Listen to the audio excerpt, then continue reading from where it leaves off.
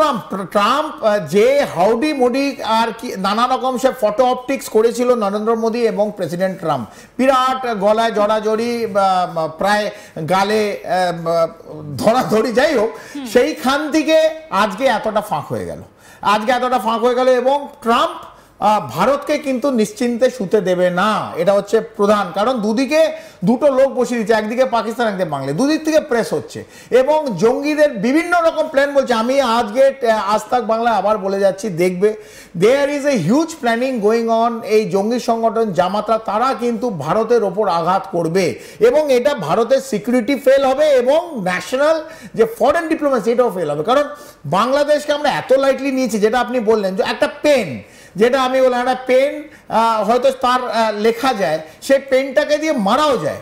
বাংলাদেশ হচ্ছে হালকা একটা ধরো রেনল্ড 10 টাকার পেন, 10 টাকার পেন দিয়ে সাইন করা যায়, আর 10 টাকার পেন সেখানে লোক বড় বড় কোটি টাকার লক্ষ টাকার সব পেন নিয়ে ঘুরে বেড়াচ্ছে। এই রেনল্ড পেনটা নিয়ে যদি কারোর এখানে গলার মধ্যে ঢুকিয়ে দেওয়া যায়, তার মেন নার্ভটাকে কেটে দেওয়া যায়, সে তো মরে যাবে।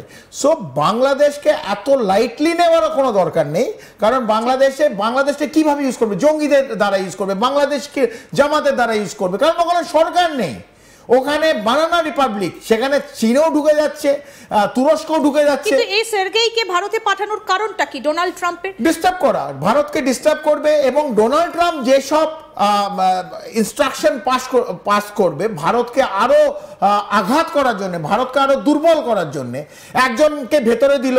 এবং পাকিস্তানের, আপনি শুধু এটা কেন বলেন, পাকিস্তানের যে অ্যাম্বাসাডার পাঠালো বাংলাদেশে, সে হচ্ছে প্রপোনেন্ট অফ কাশ্মীর ডেমোক্রেসি, সে হচ্ছে সবচেয়ে এগিয়ে ছিল যে he wants an liberated Kashmir.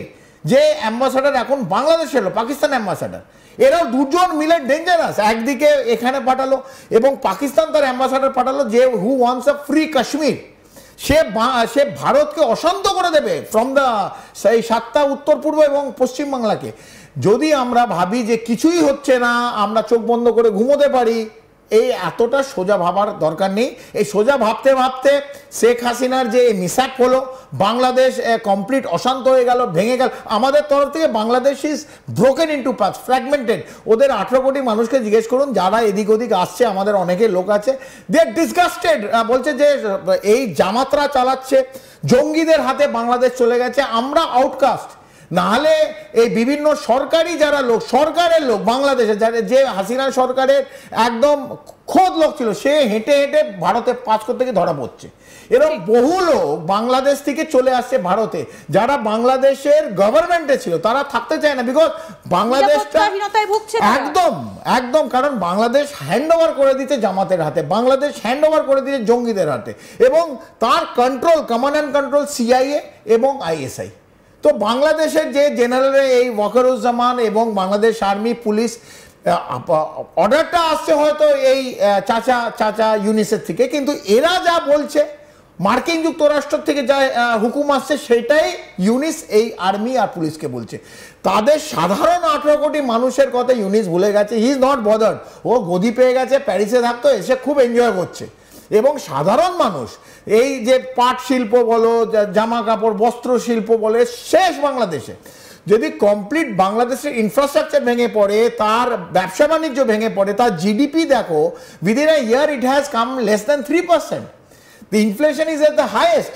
তাহলে এরা খাবে কি? যে সাধারণ মানুষের কথা কেউ বাংলাদেশে ভাবছে না, পাকিস্তানের সাধারণ মানুষের কথা কেউ ভাবছে না, তারা ভারতকে কিরকম করে অশান্ত করতে। ভারত, আমার কথা বাংলাদেশের 18 কোটি মানুষকে, আপনারা কি এইটাই চেয়েছিলেন? আপনাদের, আমি বুঝলাম শেখ হাসিনা খুব খারাপ, তাকে একটা গণ অভ্যুত্থানে হাঁটিয়ে দিয়েছেন, তাহলে তো আপনারা আরো উন্নতভাবে প্রগতির দিকে এগিয়ে যাবেন। আপনাদের একটাই 1 বছর 365 দিন একটাই কাজ করলেন, 5ই আগস্ট 2023 থেকে এই 2024 অব্দি, যে ভারতকে কিরকমভাবে অশান্ত করা যায়, ভারত বিদ্বেষী কথা, ভারতকে কিরকম করে ভাঙানো যায়, জঙ্গি ট্রেনিং চলছে, এটাই হচ্ছে বাংলাদেশ। কিন্তু এই যে ওয়াকারুজ্জামান, তার এই যে চীনে চলে যাওয়া, এর পেছনে কারণটা কি রয়েছে? এই মুহূর্তে দাঁড়িয়ে তো চীন কিছুই করতে পারবে না, কারণ সেখানে তো আমেরিকা এসে বসে রয়েছে, একদম বসে আছে। কিন্তু চীন, আমি বললাম ভারত চীন ইজ আ মেজর প্লেয়ার।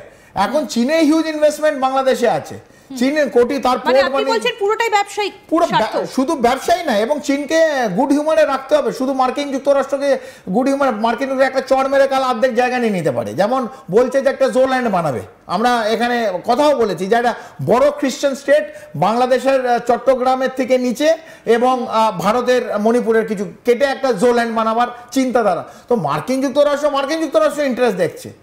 তো বাংলাদেশের কি হবে, মার্কিন যুক্তরাষ্ট্রের নর্মাল। তো চায়না একটা মেজর প্লেয়ার, তো চায়নাকে গুড হিউমারে রাখতে হবে, চায়নার সঙ্গে কিছু ব্যবসা করতে হবে। চায়নার হিউজ অ্যামাউন্ট বাংলাদেশে ইনভেস্ট হয়ে গেছে, সেই যে রোডওয়েজ, পোর্ট, এয়ারপোর্ট, এর মধ্যে চায়নার ইনভেস্টমেন্ট আছে। সেই চায়নার ইনভেস্টমেন্টে যদি চায়না বলে যে এই টাকাটা আমাকে এক্ষুনি দাও, বাংলাদেশ তো এমনি দেউলিয়া, কোথার থেকে ফেরত দেবে? তো ওভারঅল এই চায়না বলুন, পাকিস্তান বলুন এবং এদিকে বাংলাদেশ বলুন, এদের ইন্টারেস্ট আছে। আমি যেটা বললাম প্রথমে, যে চায়নাও ভারতের সঙ্গে সদ্ভাব সামনের থেকে হয়তো 32 পার্টি দেখাবে, কিন্তু এই 32 পার্টির পেছনে কিন্তু ছুঁচলো নখ এবং দাঁত আছে, যেটা দিয়ে কামড়ে এবং খাবলে দিতে পারে। তাই ভারত এবার চীনের সঙ্গে তাহলে কি ধরনের সম্পর্ক? ভারত আমি আরআইসি মেইনটেইন করতে গেলে চীনকে লাগবে, ভারতকে মেইনটেইন করতে হবে আপাতত। কারণ মার্কিন যুক্তরাষ্ট্রের সঙ্গে আমি আবার বললাম, আমাদের complete foreign diplomacy, Indian foreign diplomacy relook দরকার। তার এই সরকারের নাকের নিচে বাংলাদেশকে ডিভাস্টেশন করে দিল, ওদিকে পাকিস্তান, নিচে শ্রীলঙ্কা, নেপালের সঙ্গে এন্টায়ার যে ভারতের চারিদিকে যে রাষ্ট্রগুলো আছে তাদের সঙ্গে আমাদের কারোর সদ্ভাব নেই। নেপাল একটা হিন্দু স্টেট ছিল, সদ্ভাব ছিল, তারাও তাদের অনেক জমি বলছে ভারত নিয়ে রেখেছে, এই নিয়ে চিৎকার করছে। তো চারিদিকে আমাদের, কিন্তু তার পেছনেও চীনের একটা ছোট্ট অবদান রয়েছে। আচ্ছা, আমি বলছি তো, ভারতকে যদি অস্থির না করে, ভারত একটা মাইট 140, কিন্তু Bharat end of the day যারা দেখছেন, ভারত 140 কোটি দেশ। কে নরেন্দ্র মোদী এলো, কেউ মমতা ব্যানার্জি এলো, কে কোন political party is not important. Important is India, Bharat is important, 140 কোটি মানুষ ইজ ইম্পর্টেন্ট। এবং ভারত এত বড় দেশ, তাকে অবজ্ঞা কোনো রাষ্ট্র করতে পারবে না। হ্যাঁ, আঘাত দিতে পারে, ধাক্কা দিতে পারে, অশান্ত করতে পারে, কিন্তু ভারতকে ভাঙতে গেলে সবাইকে 4 বার ভাবতে হবে। কারণ ভারত শুয়ে নেই, মানে ভারতকে ভাঙতে গেলে নরেন্দ্র মোদী কি ভাবছে অথবা অন্য রাজনৈতিক দল কি ভাবছে, ভারতের সামরিক বাহিনী আছে, তারা অ্যাপলিটিক্যাল, তারা নিজেরা ডিসিশন নেয়, এবং ভারতের 140 কোটি মানুষ আছে, সেই 140 কোটি মানুষ ভারতকে বাঁচাবে। তো আমাদের কেউ মানে হঠাৎ এসে কেউ ধাক্কা দিতে পারবে না। ইন্দিরা, অনেকে দিবা স্বপ্ন দেখছে, মুঙ্গারি লাল কি হাসিন স্বপ্ন, এখানে বাংলাদেশও দেখছে, মোল্লা মুনিরও দেখছে, এবং 13 বছর পর আবার গলাজড়ি করার জন্য তাদের বিদেশ মন্ত্রী আসছে বাংলাদেশে, আসতে পারে। সো ইটস মানে কোনো রাষ্ট্র তার ফরেন মিনিস্টার আসবে, সেতে ভারত বলার কিছু নেই। কিন্তু ভারতের ওপর যদি লাল চোখ দেখা অথবা ভারতের আগেনস্টে কোনো যদি ফন্দি আঁটে, তাহলে ভারতকে সেভাবে অ্যাকশন নিতে হবে। ঠিক, কিন্তু এর মধ্যে যে নামটা বারবার করে উঠে আসছে সেটা হচ্ছে ডোনাল্ড ট্রাম্প। তিনি এতটা অ্যালাউ